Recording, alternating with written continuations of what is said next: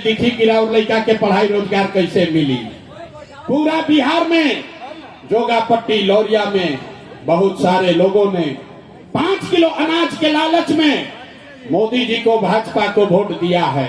तो बिहार में चाहे जितना चोरी भ्रष्टाचार बा, 1 किलो चोरी करके 4 किलो अनाज यहाँ के लोगों को मिल रहा है कि नहीं मिल रहा है? हाथ उठा के बोले के बाद 4 किलो अनाज मिला था कि नहीं मिला? आपने हमने वोट दिया हिंदू मुसलमान बन के।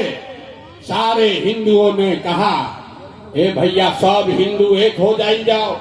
अयोध्या में राम जी के मंदिर बनावे के बाद तो आपके लौरिया जोगापट्टी में आज तक बाढ़ का समस्या खत्म नहीं हुआ, नदी का कटाव खत्म नहीं हुआ, आपका नाली गली नहीं बना, स्कूल अस्पताल नहीं हुआ, आपको इंदिरा आवास नहीं मिला। लेकिन आपके वोट से अयोध्या में रामलला का मंदिर बना है कि नहीं बना है? आपने हमने वोट दिया। कई लोगों ने नीतीश कुमार को लोग कहल ना हम मोदी के ना देव, लालू के ना देव, हम तो नीतीश के वोट दे। हमनी के पानी बिजली सड़क चाहिए। लालू के राज में इसी बिहार में बिजली पानी सड़क नहीं था, तो नीतीश के बिहार में इसी भ्रष्टाचार वाले राज में बिजली का बिल 1000 आए चाहे 2000, घरे घरे बिजली आया है कि नहीं आया है? हाथ उठा के बोले के बाद बिजली आई बा कि नहीं आई? लड़का बोरा उठाओ तारसन हाथों नहीं के उठो। अरे बिजली आया है कि नहीं आया है? आपने हमने वोट दिया जाति के नाम पर। बिहार में आदमी कहेला जी ही चाहे मर जाए अपना जाते वाला के वोट दे। तो आपके जात के नेता ने आपके लिए, आपके बच्चों के लिए पढ़ाई रोजगार का बात नहीं किया, लेकिन जाति का बात और जाति का गिनती जनगणना पूरा बिहार में कराया है कि नहीं कराया है? आपने हमने वोट दिया सिलेंडर के लालच में मोदी जी को। सबे कहल कि अब सिलेंडर पर खाना बनावल जाए। तो भैया सिलेंडर के दाम 1000 हो कि 1200, घरे घरे सिलेंडर बटाई बा कि नहीं के बटाई? आपने हमने वोट दिया मोदी का भाषण सुन के कि मोदी जी ने गुजरात में बड़ा विकास किया है। तो भैया मोदी गुजरात में तो विकास कर रहे हैं, पूरा देश का पैसा ले जाकर गुजरात के गांव गांव में मोदी फैक्ट्री लगा रहे हैं। और पूरे बिहार से, चंपारण लौरिया जोगापट्टी से आपके हमारे बच्चे गुजरात में जाकर नौकरी मजदूरी कर रहे हैं कि नहीं कर रहे हैं? अरे भाई तो कौना बात पर वोट देनी जा कि नाम मिलो? आपने कहा अपने बच्चों के नाम पर कि भैया जीवन में अपना लड़कन के पढ़ाई रोजगार खातिर वोट ना देनी। यही जादू दिखाने आए हैं। वोट नहीं मांगते हैं। बोइएगा बबूल तो आम कहां से खाइएगा? वोट दोगे 5 किलो अनाज के लिए तो रोजगार कहां से मिलेगा? आपने वोट दिया अनाज के लिए, अनाज आपको मिल रहा है। आपने वोट दिया मंदिर के लिए, अयोध्या में मंदिर बन गया। आपने वोट दिया बिजली के लिए, लौरिया जोगापट्टी में घर घर बिजली आ गई। आपने वोट दिया सिलेंडर के लिए, घर घर सिलेंडर बट गया। आपने वोट दिया जाति के लिए, घर घर जात का चर्चा हो गया। आपने वोट दिया गुजरात के विकास के लिए, गुजरात में गांव गांव में फैक्ट्री लग गया। आपने अपने बच्चों के पढ़ाई रोजगार के लिए वोट नहीं दिया, इसीलिए पूरा बिहार का बच्चा अनपढ़ और मजदूर बन गया। यही बात बताने आए, यही बात बताने आए। वोट ना मांगते हैं, वोट नहीं मांगते हैं, यही बात बता रहे हैं। 3 बरस से अपन घर परिवार छोड़ के गांव गांव गए, पैदल गए।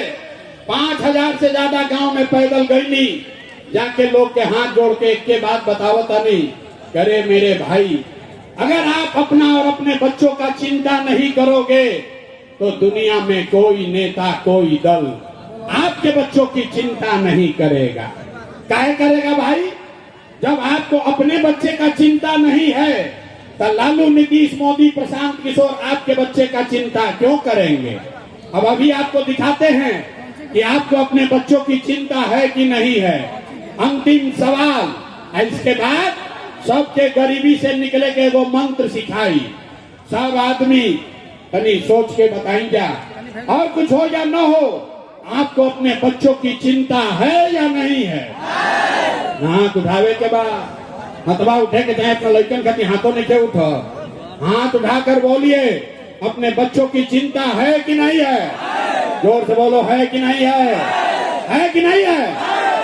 जोगापट्टी लौरिया का सब आदमी झूठ बोल रहा, सबका सब झूठ बोल रहे हैं।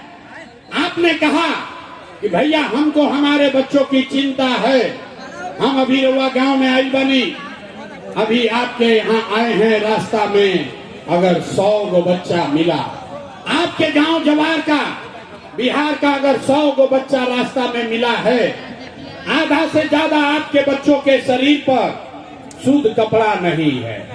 किसी गांव में चलिए, जितना छोटा बच्चा है, यहाँ पर जितना बच्चा आया है देख लीजिए, ज्यादातर बच्चों के पैर में बिहार में हवाई चप्पल भी नहीं है।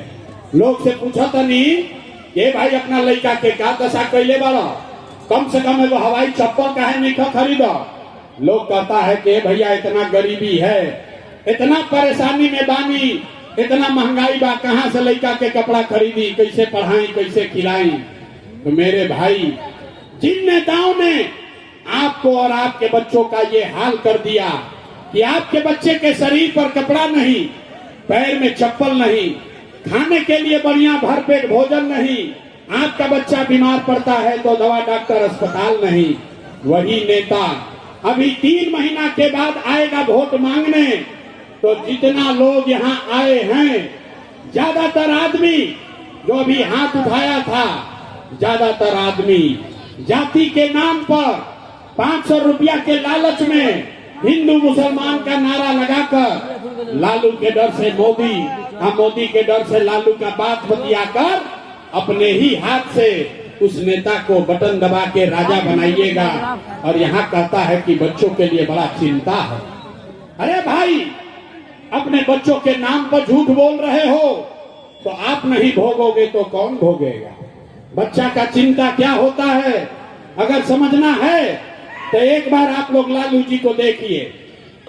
लालू जी के अपन लड़का के चिंता बा।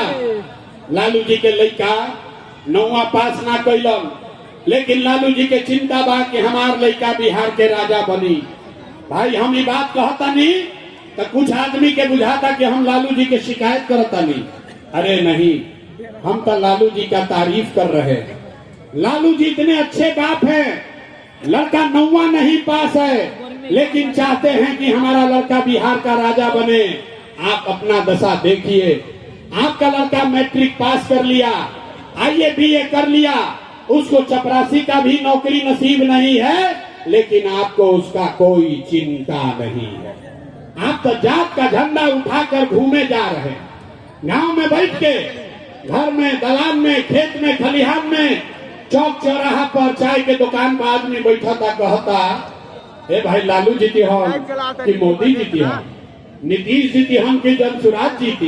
अरे भाई, कभी ये भी तो बात करो कि तुम्हारे बच्चे कब जीतेंगे। जब गांव में चलीला पूछी रहे भाई केकरा के वोट देले रहो, कहता है मोदी जी को। सुनी बिहार के कथा, गांव में आदमी से पूछते हैं वोट किसको दिए थे, बोला भाजपा को, मोदी जी को।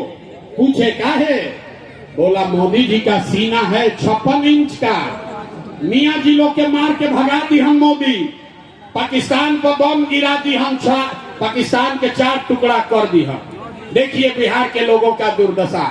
अरे मेरे भाई, जोगापट्टी लौरिया के गांव में बैठ के रउआ ई बुझाता, रउआ ई लौकता कि मोदी के सीना 50 इंच बा कि 56 इंच, लेकिन पूरा बिहार के राउरापन लैकन के थैला बगैर सीना सिकुड़ा के 15 इंच भई बा। ई रउआ नइखे लौकत तो कैसे सुधार होई रे भाई, कैसे सुधार होई? ना हो सके।